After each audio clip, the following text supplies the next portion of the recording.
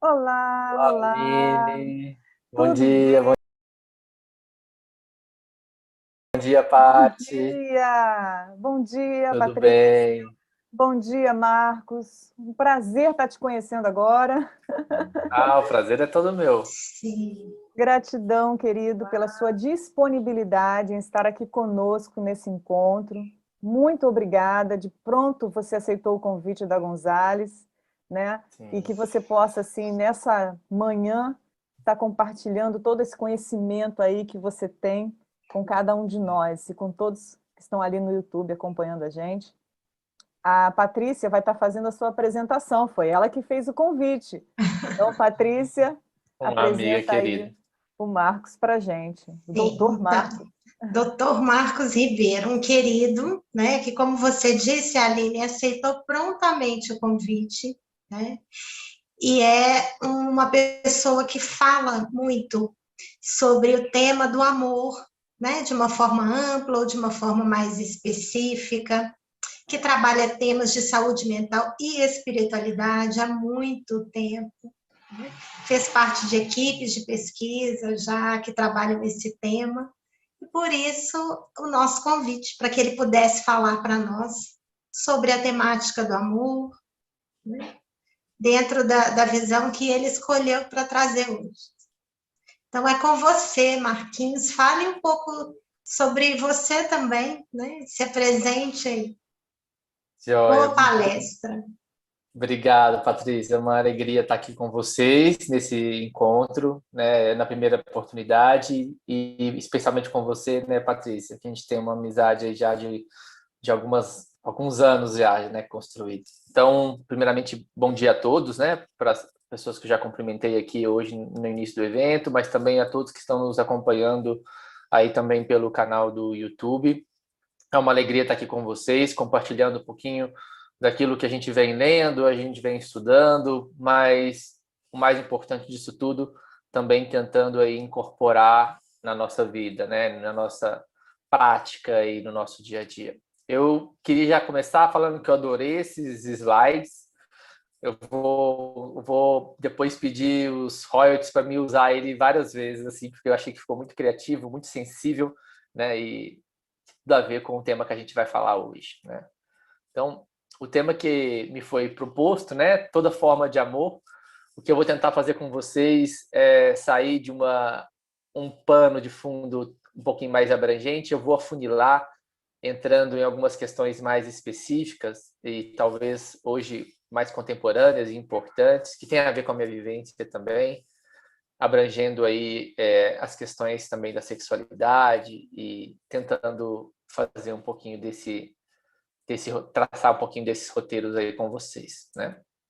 Só me apresentando, né? Meu nome é Marcos Ribeiro, eu sou médico aí formado pela Universidade de Minas Gerais, tenho atualmente estado na residência de psiquiatria aqui no Instituto de Assistência Médica ao Servidor Público Estadual de São Paulo. Já fui coordenador do NASCE, que é o Núcleo Avançado de Saúde e Espiritualidade da UFMG, fui fundador da Liga Acadêmica de Saúde e Espiritualidade, tenho contribuído com alguns livros e alguns textos dentro dessa temática, né? Deixo aqui também meu contato para vocês, para quem tiver aí algum interesse, alguma dúvida que talvez não fique respondida aqui, eu também sigo aí à disposição de vocês. Então, para a gente começar, eu queria trazer aqui uma reflexão sobre alguns grandes grupos de amor, né?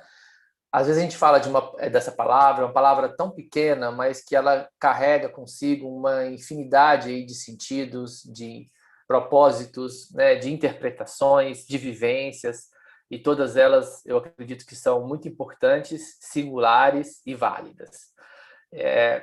Se a gente fosse usar talvez de outras línguas, né, onde talvez a gente tenha aí uma divisão maior dessa palavra, a gente teria palavras diferentes para dizer de coisas diferentes. Mas a gente, na nossa língua aqui, materna, o português, a gente usa o amor para falar de muitas coisas, né? E muitos tipos de sentimentos que têm as suas similaridades, mas que também vai ter aí as suas particularidades. Então, se a gente vai para o grego, né, que talvez seja a língua aí que tenha aí mais termos para falar de amores diferentes, vamos dizer assim, a gente poderia, a princípio, dividir nesses 3 grandes grupos, né? Aquele amor voltado para lugares, objetos e atividades. Então, todas as vezes que nós nos sentimos, né, enamorados por um objeto, quando nós estamos na contemplação de uma arte, quando nós nos empenhamos numa atividade que nos traz satisfação, que nos traz um sentimento de plenitude, de preenchimento, né? Tudo isso, dentro da minha percepção, a gente pode ler isso também como um amor. É interessante pensar nesse sentido, da gente olhar para o amor como se fosse um cardápio de sabores, né? Uma refeição bem nutritiva, uma refeição que nos abasteça, que nos traga os ingredientes, os nutrientes necessários para a nossa saúde, ela seria composta, né, de diversos sabores, de diversos alimentos. E eu acredito que assim a gente pode entender também o amor, né? Composto, né, constituído aí de diferentes tipos de sentimentos voltados para diferentes tipos de coisas, lugares, pessoas e questões. Todas elas são amores, mas elas trazem as suas diferenças, né? O amor por pessoas em si mesmo, né? Seja ele o amor romântico, seja ele o amor erótico, seja ele o amor filia, que é o amor amizade, todos eles representam também um tipo de amor e que trazem experiências diferentes, convites de reflexão diferentes, mas que também são amores, né? E o amor romântico, né? Que talvez o amor mais entendido assim por nós, talvez pela cultura ou pelo aquilo que a gente consome, né, de cultura, a gente tem uma proximidade maior com esse amor romântico muito presente nas novelas, nos teatros, nos filmes, e a gente tenha uma familiaridade. É importante dizer disso tudo para a gente entender que isso tem uma construção, né? Isso faz parte de um pensamento ou de uma proposta dentro de uma perspectiva evolucionista, né? Em que nós vamos, enquanto espécies, né, enquanto seres viventes, nos apropriando dessa complexidade que é a faculdade de amar, né? Então, eu vou trazer essa imagem aqui para a gente pensar, né? Se a gente pudesse pensar nesse ciclo aí evolutivo, né, em nós, enquanto desde o princípio da vida até hoje a espécie hominal, a gente vai percebendo que, à medida que nós vamos evoluindo enquanto seres, né, a gente vai se apropriando de uma complexidade cada vez maior de vivências, de relações, de questões que vão surgindo ou até mesmo sendo construídas por nós à medida que nós vamos evoluindo, né? Então, nas plantas, nos minerais isso é mais complicado, mas nos animais a gente já nota aí algum tipo de sensibilidade, o afeto, o carinho, nos nossos próprios animais de estimação. Quem tem gato, cachorro vai com certeza perceber isso, né? E a gente já vai notando essa capacidade de entender um tom de palavra mais firme, um tom de palavra mais carinhoso, um tom de palavra mais afetivo. A própria relação dos animais, ela vai se ganhando assim um maior nível de complexidade à medida que ela vai evoluindo, que vai amadurecendo. Então, alguns animais, inclusive, estabelecem parcerias monogâmicas para a vida toda. Outros têm relações de comunidade muito bem estabelecida, como as formigas, as abelhas. E a gente vai vendo que isso vai alimentando, né, essa arquitetura social, esse complexo das relações sociais e afetivas, na medida que os seres vão ganhando aí complexidade, que vão evoluindo, né? Até chegar na espécie hominal, onde isso, dentro do meu entendimento, pelo menos, atinge aí o seu ápice, né? Porque o amor ou a afetividade, vou usar aqui agora essas palavras como sinônimo, elas vão permeando todas as nossas vivências. As nossas vivências familiares, as nossas vivências sociais, as nossas vivências no trabalho, as nossas vivências internas com com a nossa própria individualidade, com a nossa própria subjetividade. Tudo isso vai sendo construindo, tomando a tonalidade, a qualidade desse sentimento, né, que é o amor, né, ou o afeto, como a gente vai usar aqui como um sinônimo. E isso é muito interessante, porque isso vai dando para essas relações uma característica, né, ou vai fazendo, na verdade, um convite para que essas relações precisem cada vez mais, né, de um pensamento sobre elas, né, de uma reflexão sobre elas, do porquê de serem construídas, de como estão sendo construídas, de qual a finalidade dessas relações estarem sendo estabelecidas, né? E isso vai propiciando para o indivíduo um alargamento dessa vivência ou desse campo vivencial.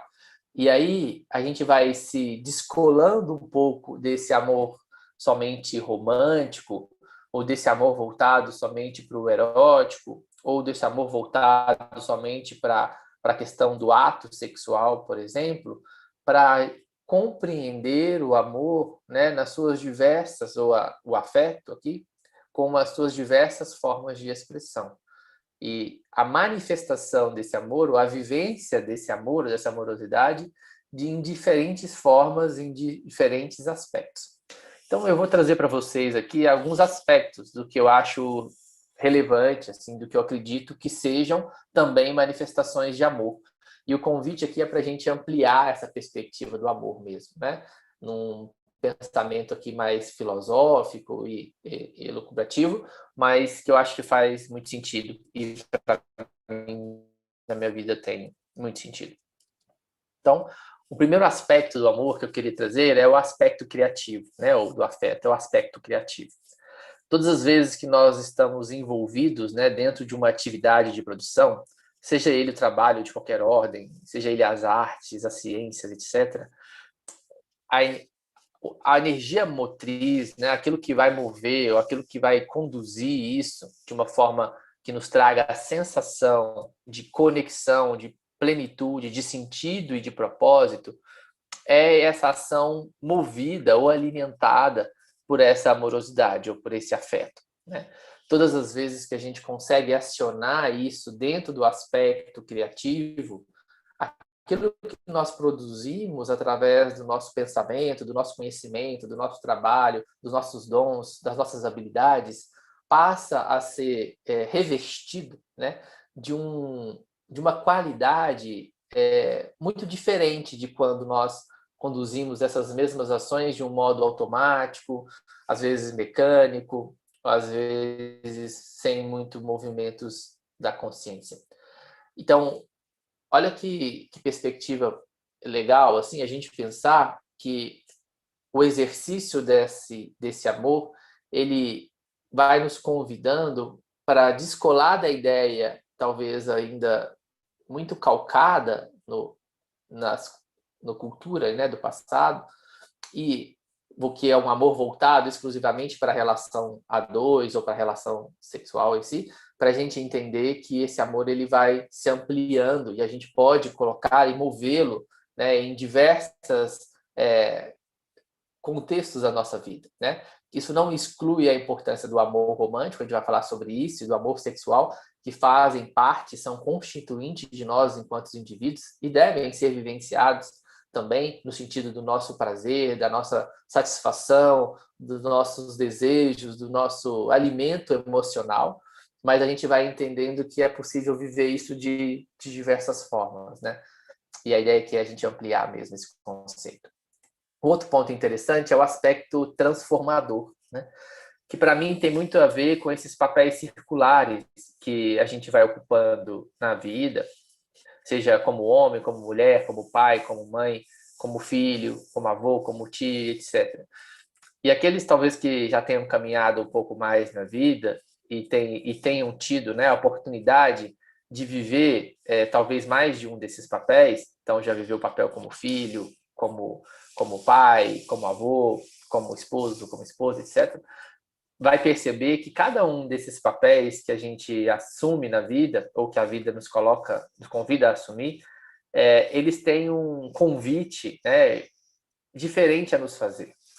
Então, experienciar o amor ou o afeto no papel de um filho é diferente de experienciar o amor no papel de um pai, que é diferente de experienciar o amor no papel de um avô, e de uma mãe, e de uma filha, e assim por diante. Então, cada um deles vai carregar em si a singularidade, a particularidade desse exercício. E se a gente o entende assim, como um exercício, eu acho que isso nos ajuda a não só nos colocar na postura daquele que quer oferecer essa amorosidade, quer se colocar nessa vivência dessa amorosidade, mas que entende isso como um processo de construção. E isso nos ajuda a descolar ou nos desprender, às vezes, de uma visão muito objetiva e, às vezes, restritiva, né? Impositiva, em que a gente, às vezes, se coloca na posição de que eu preciso amar, eu tenho que amar, eu devo amar, e isso acaba, às vezes, virando uma cobrança, virando uma exigência, e no exercício do amor não tem lugar para cobrança e para exigência, né?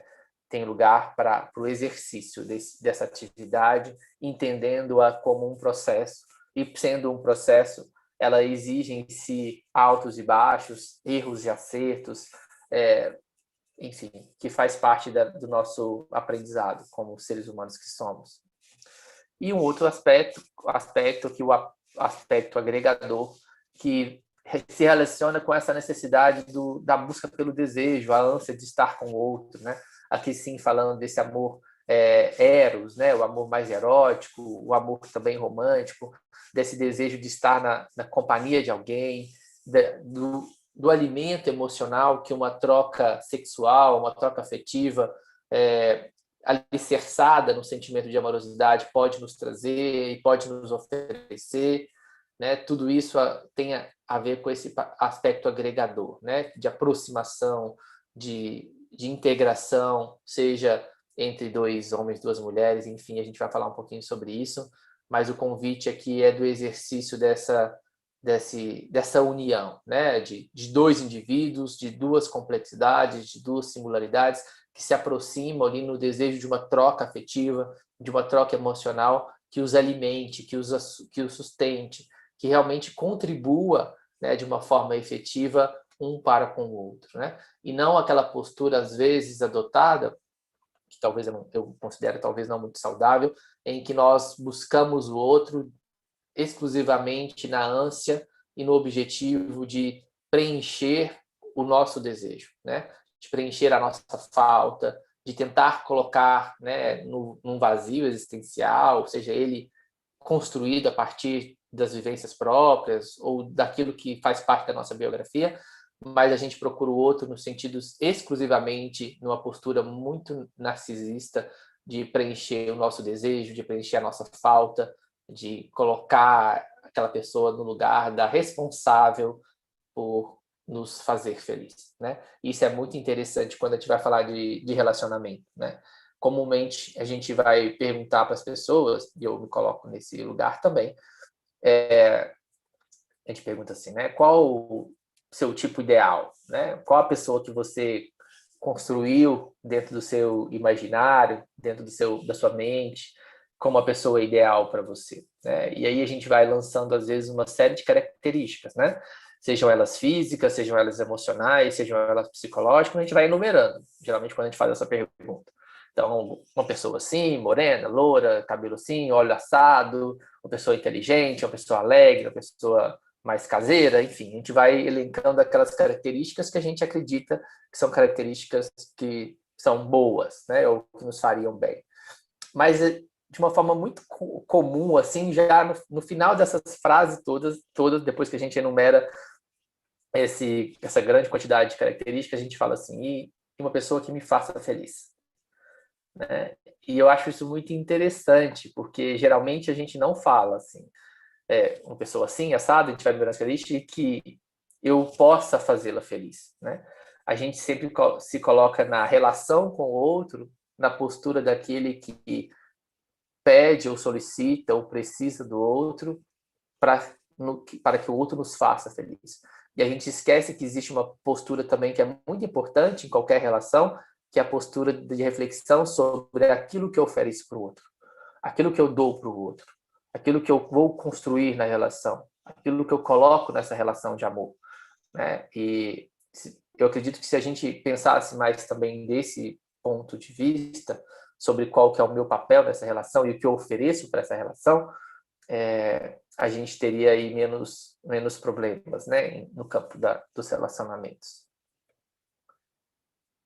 Então, dentro desse exercício, né, eu acho que a gente pode pensar o amor nessas atividades, né? Pensando o amor como um exercício, como um processo de atividade, a gente pode pensar ele em termos da sensualidade, né, como atividade sexual física, e isso vai englobar e permear não só a função reprodutiva, mas também a própria manifestação do prazer, a manifestação do próprio afeto.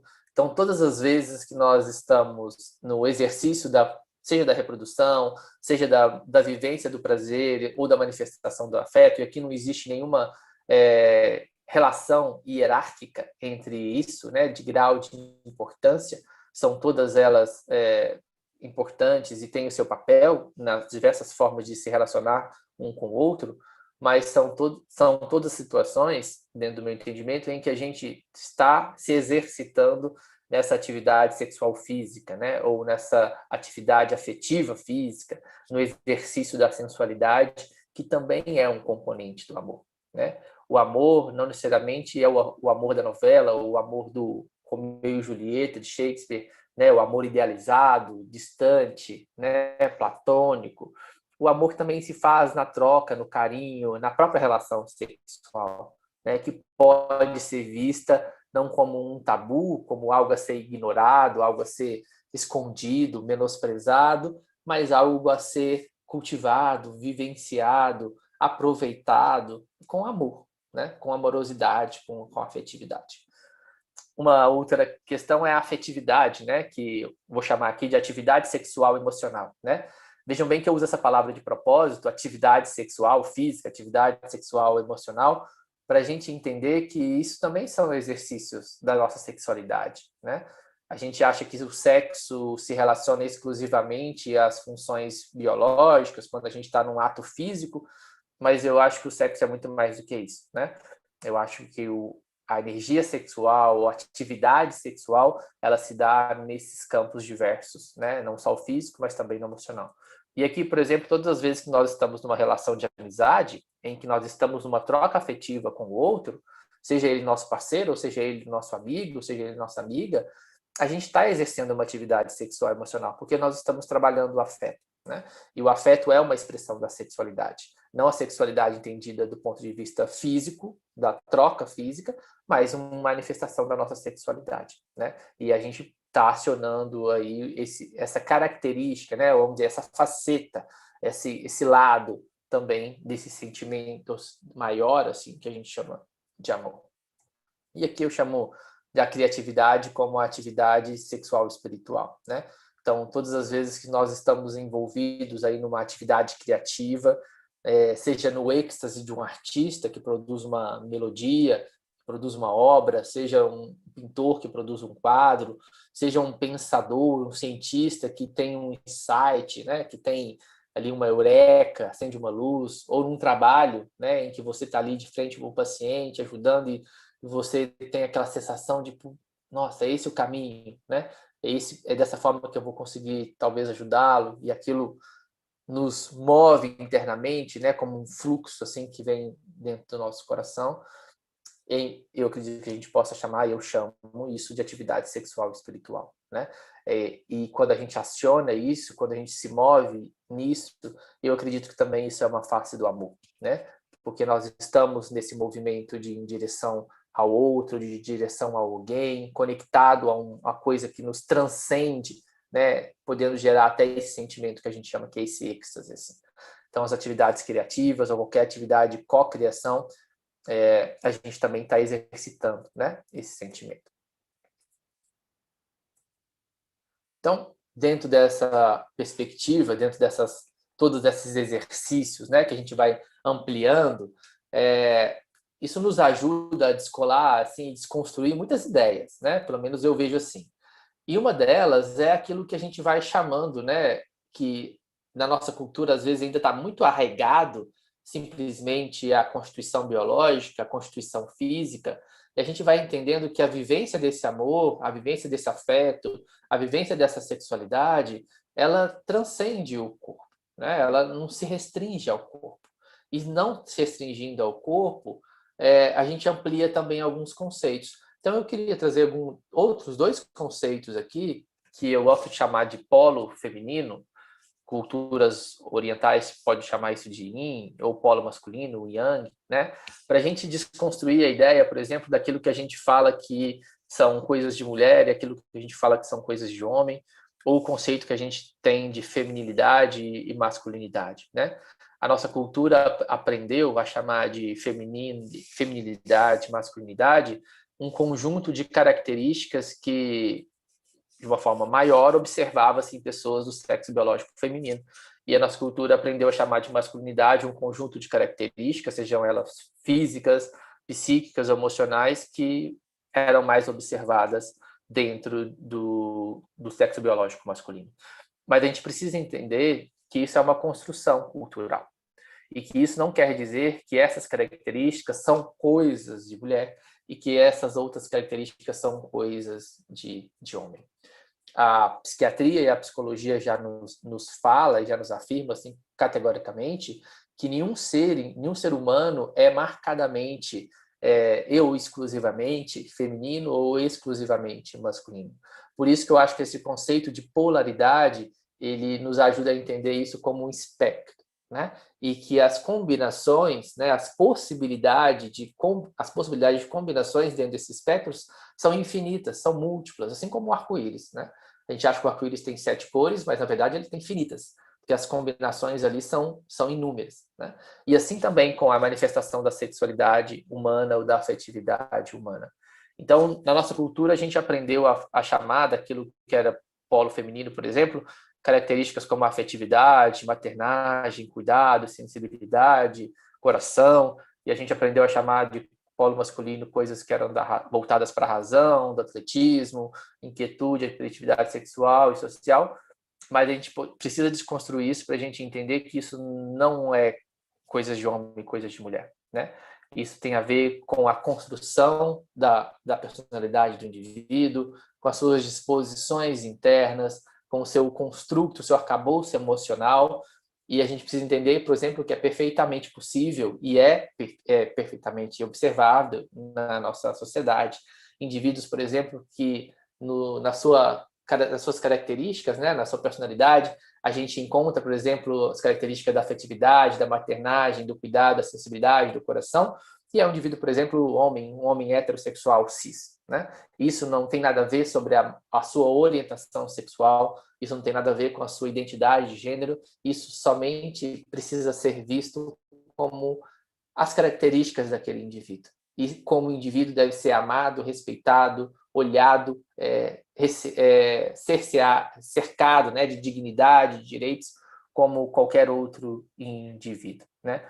E o grande convite que eu acredito que a vida nos faz, na verdade, é da construção dessas questões, né? A partir do momento que a gente as encara como questões importantes para nós e desejamos construí-las, se assim for, né? Isso é uma busca individual, não tem uma receita e não tem o certo e errado, é uma escolha nesse sentido.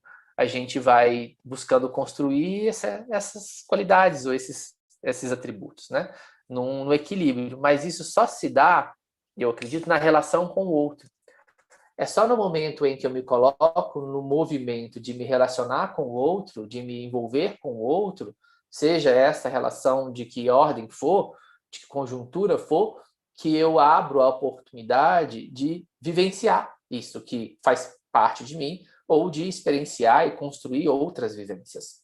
É só no momento que eu me envolvo com alguém, no relacionamento, que eu vou ter a oportunidade de perceber e de fazer um movimento de autoconhecimento, de autoconsciência sobre aquilo que eu sou, sobre aquilo que eu sinto, sobre como eu manifesto o meu desejo, se eu tenho características mais maternais, afetivas, enfim, se eu tenho características mais racionais, e vou me percebendo. E é justamente esse se conhecer nesse se relacionar que me permite ter uma vida mais consciente, menos automática e menos sujeito a automatismos que muitas das vezes acabam nos gerando aí dificuldades na vida. Então, comumente, às vezes a gente escuta, né? Eu também estou envolvido no meio, por exemplo, religioso, né?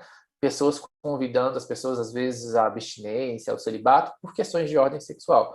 E eu bato muito de frente com isso, dizendo que o convite é o contrário, né? O convite é para a vivência dessa sexualidade, para a experiência dessa sexualidade, usando ela como um recurso de crescimento, de construção, de ação, né, no mundo, né, que a gente deseja construir, e não de exclusão, de negação, de tamponamento, de negação, que a gente sabe que como movimento psicológico, né, todo esse movimento de negar, de excluir, de tirar, né, na verdade ele só esconde, né, e às vezes joga para baixo do tapete, mas a gente querendo ou não, ele está ali e uma hora ou outra ele surge, né.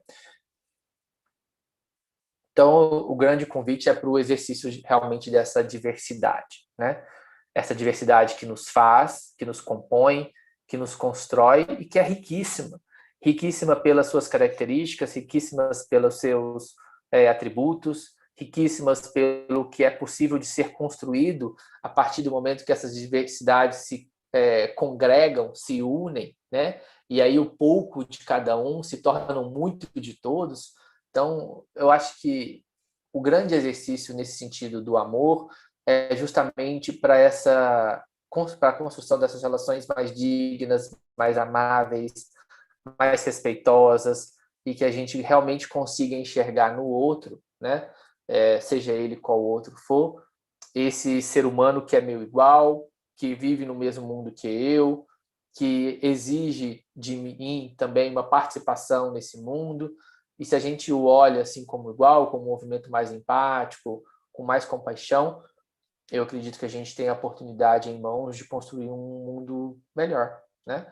Não a partir de grandes transformações, talvez, mas a partir daquilo que nos cabe fazer dentro do nosso campo de ação, né? Então, só para a gente refletir um pouquinho mais sobre essa questão sexual, né? E trazendo aqui um aspecto importante desse todo tipo de amar, né? Que talvez aqui tenha a ver mais com a questão da sexualidade não heterossexual. Eu acho que é importante a gente pensar nessas fases, né, do despertar sexual, né? E a gente traz aqui uma primeira fase que é o reconhecimento, né? Que é aquele momento em que nós estamos nos desprendendo aí da infância, em que essa atração pelo outro ainda não se envolveu dentro desse amor erótico, né? E ele passa a ser construído, vivenciado, percebido pelo indivíduo, e aí ele vai se perceber, né? E nesse momento ele olha para o outro e vê, e vai tendo a sensação para onde o seu desejo olha, né? Essa direção do desejo, da atração pelo outro, é a orientação sexual, né?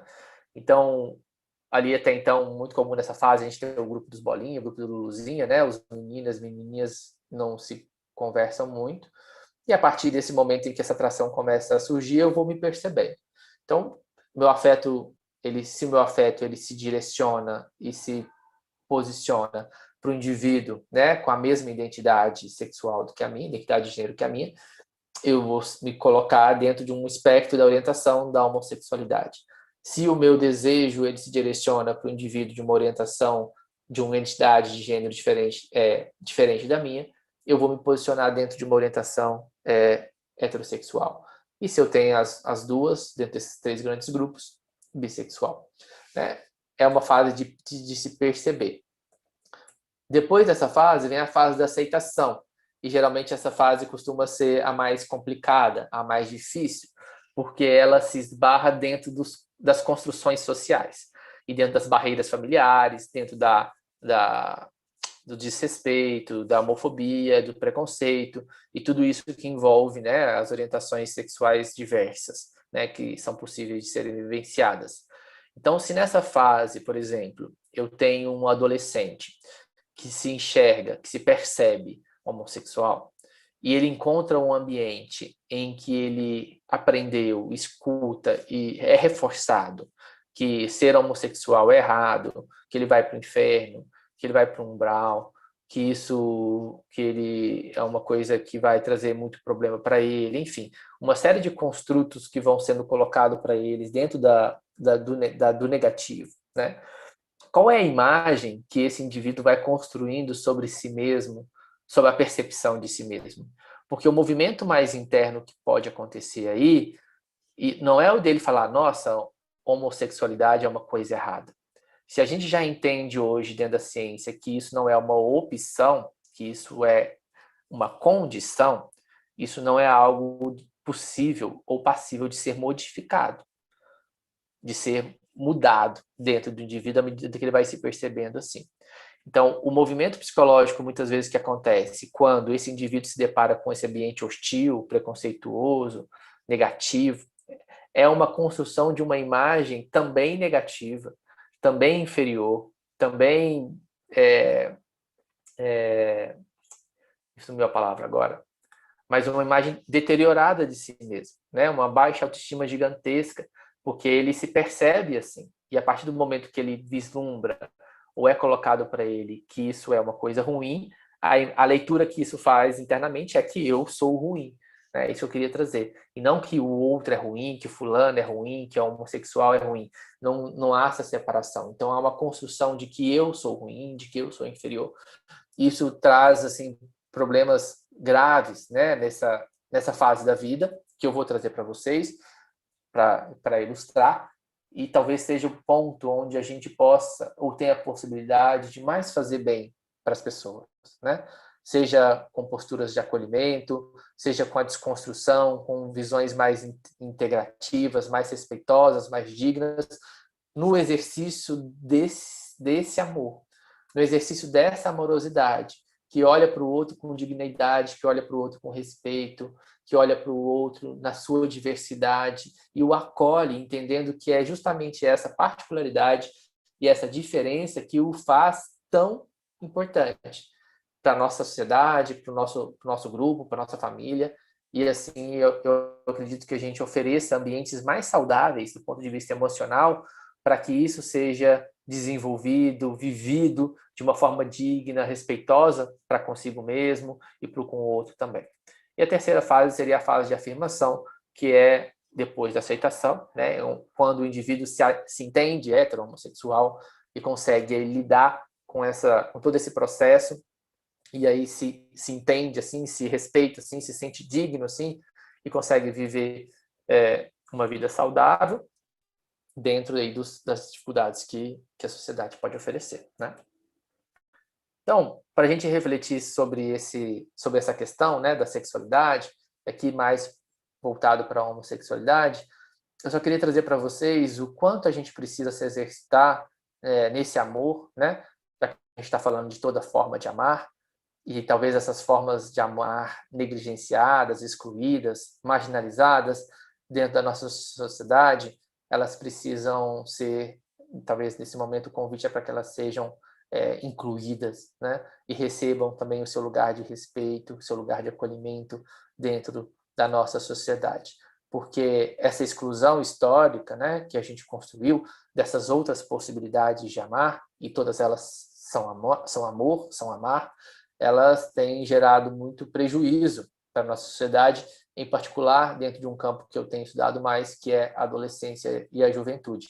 E eu queria trazer esses dados para vocês verem, né, o quanto nós, enquanto sociedade, estamos sendo danosos, né, na vida desses indivíduos, e o reflexo é que eu quero trazer aqui para vocês, né? Então, a pergunta que ficaria era essa, né?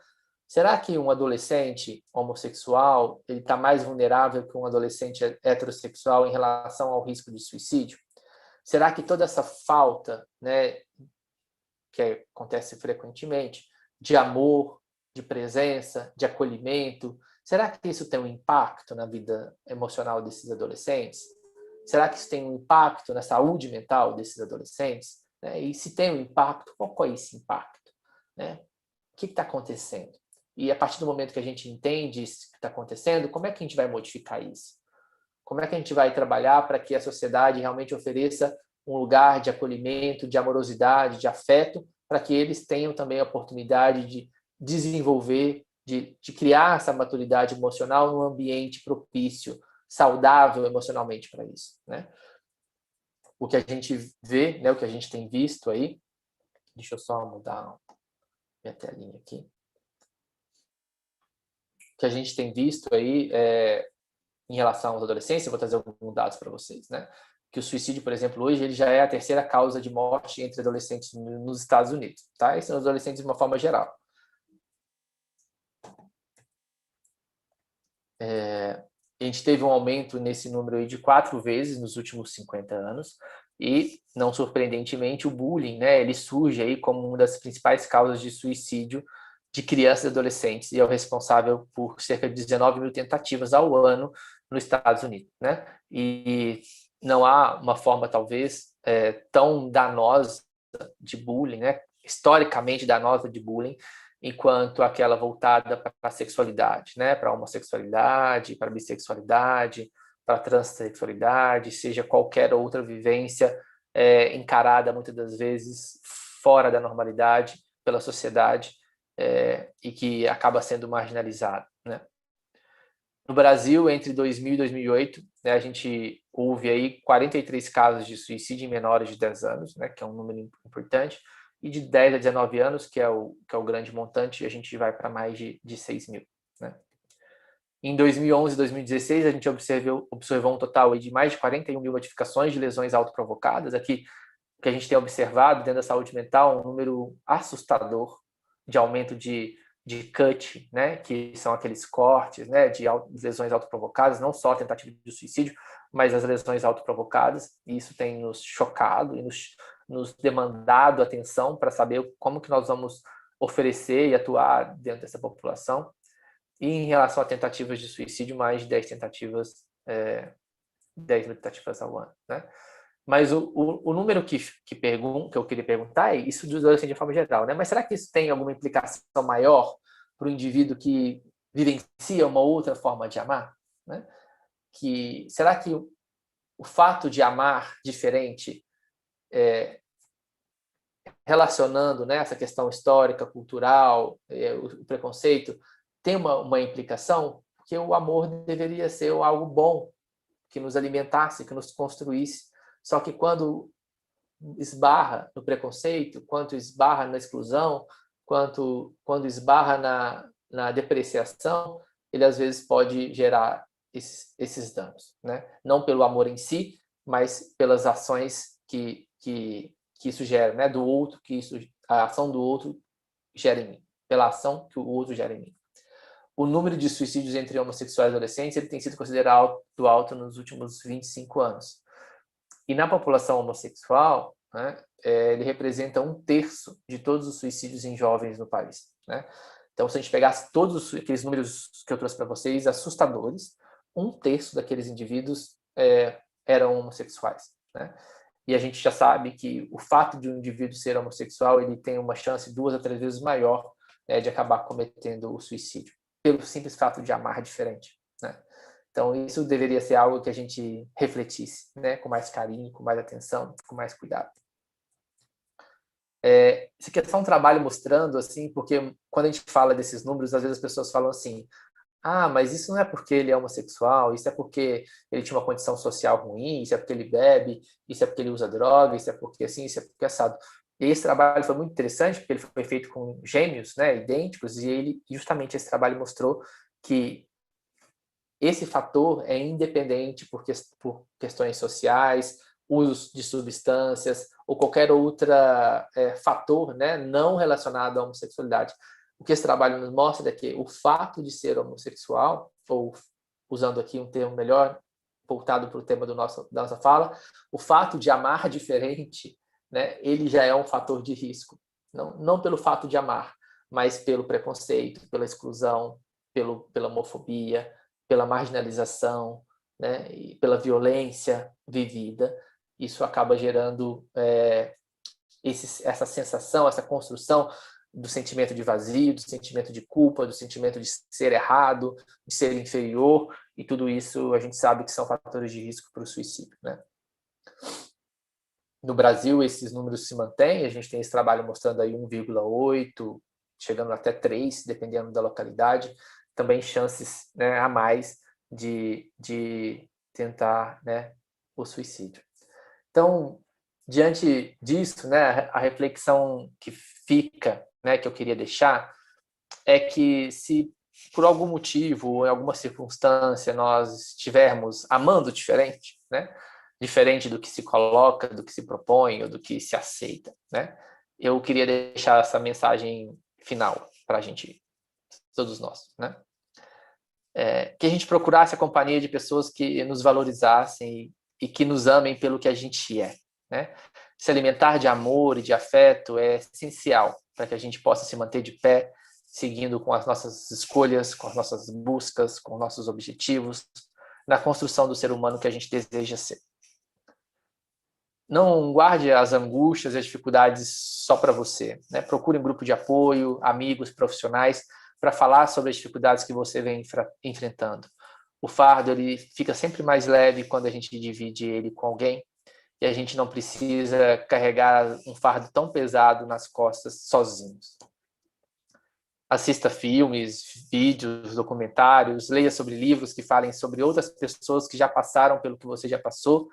As experiências dos outros, elas podem nos ajudar muito na construção, no entendimento de que existem, sim, várias formas de amar, né? E todas as formas de amar são possíveis e viáveis, né? Quando alicerçadas na dignidade, no respeito, no carinho pelo outro.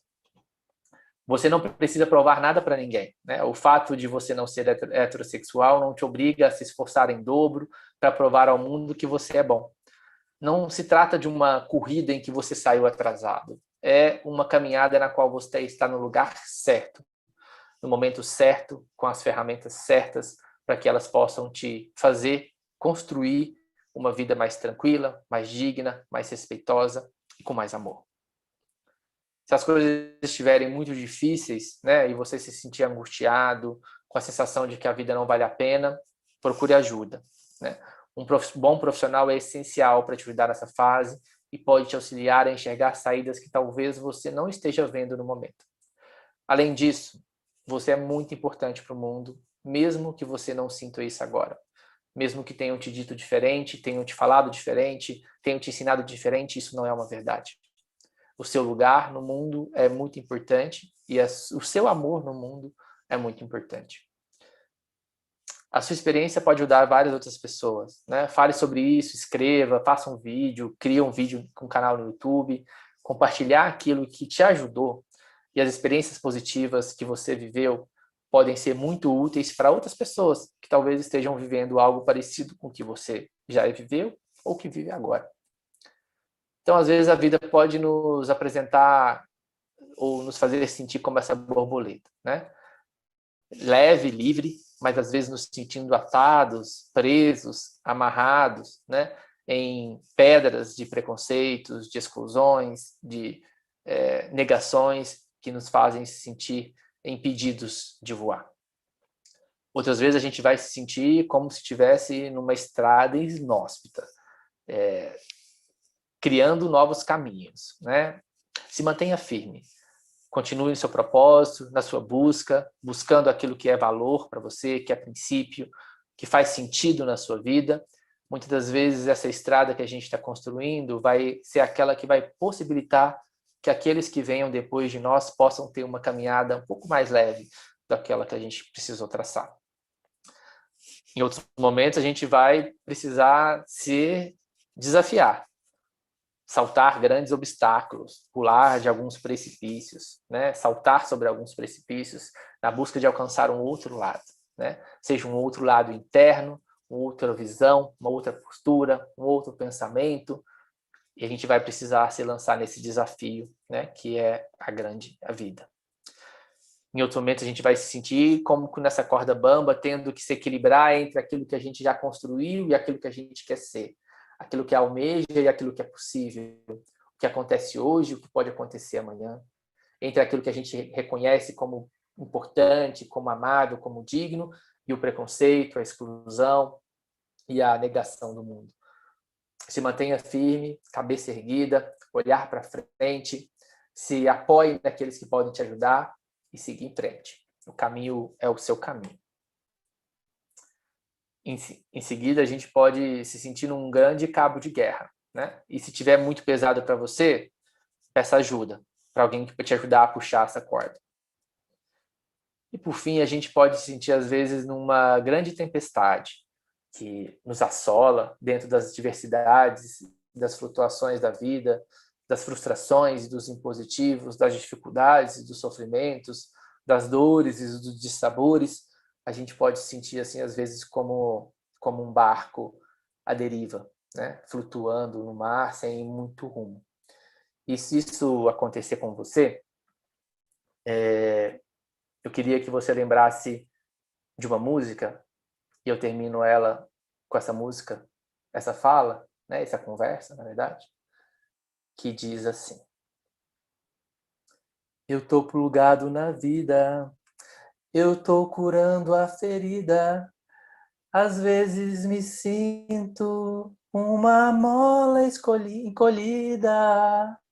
Você é bem como eu, conhece o que é ser assim, só que dessa história ninguém sabe o fim.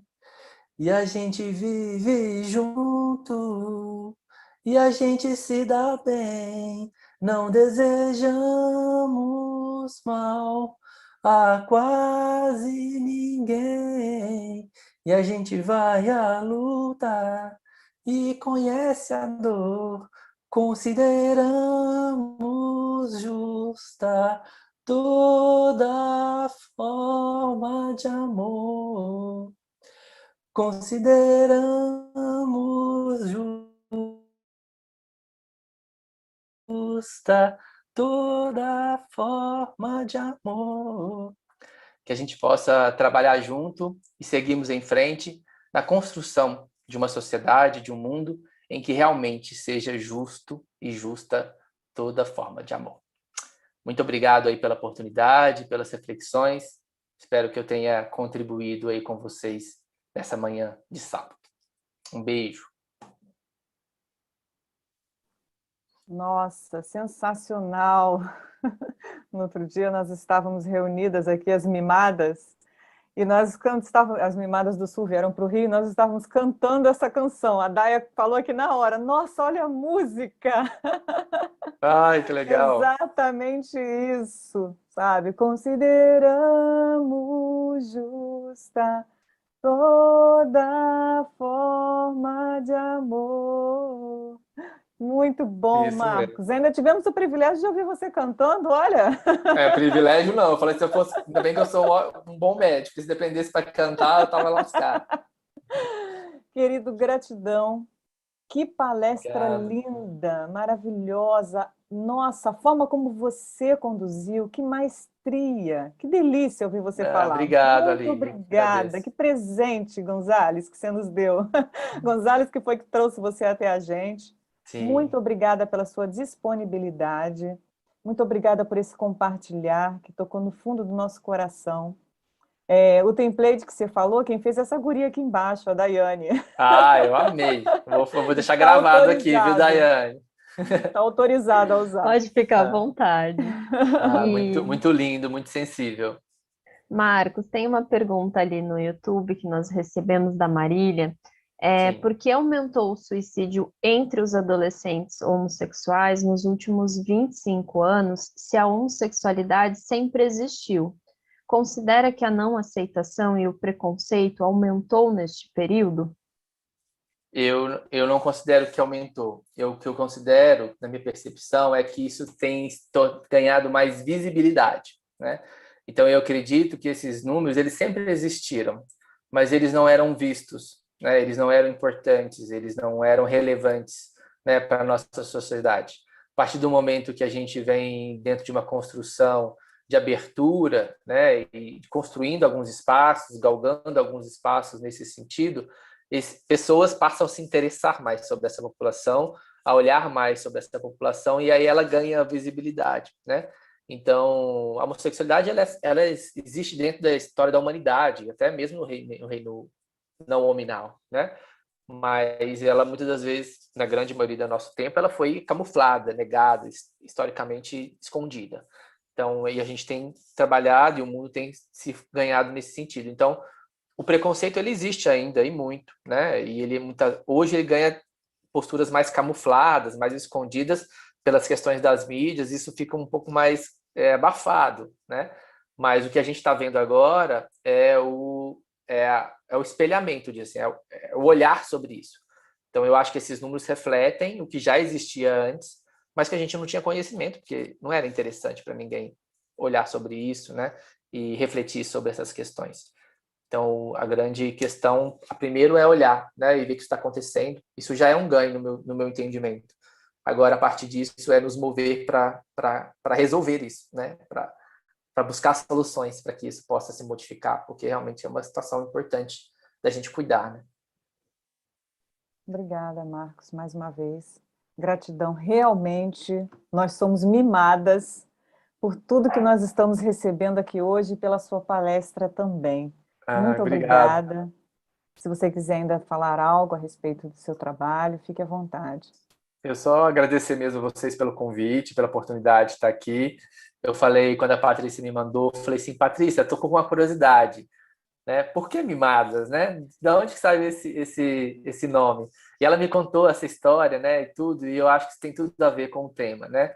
Da gente se cuidar, da gente se mimar, né? Esse mimar que vem desse símbolo, né? Da mãe ou do pai que pega a criança no colo, que abraça, que aconchega, que acolhe, né? E nesse momento que a gente está atravessando, eu acho que isso tem sido muito importante, né? E é uma atitude de autocuidado, uma atitude de amor para conosco mesmo e para que as pessoas que estão próximas a gente se exercitar nessa atitude do acolhimento, né? De ofertar isso em meio a tantas dificuldades que a gente está enfrentando nesses 2 anos, a gente ter esses espaços de respiro, né? E de oportunidade de falar sobre afeto, sobre amor, que é tão importante, né? Então, só agradecer por a oportunidade de estar aqui com vocês, mais uma vez, e é isso. Obrigada, querido, muito obrigada. É só sair da sala, tá? Tá joia. Obrigado e bom Nos trabalho vemos para em todos breve, vocês. com certeza. Tchau, tchau. Fica à Tchau, disposição. tchau. Tchau, tchau.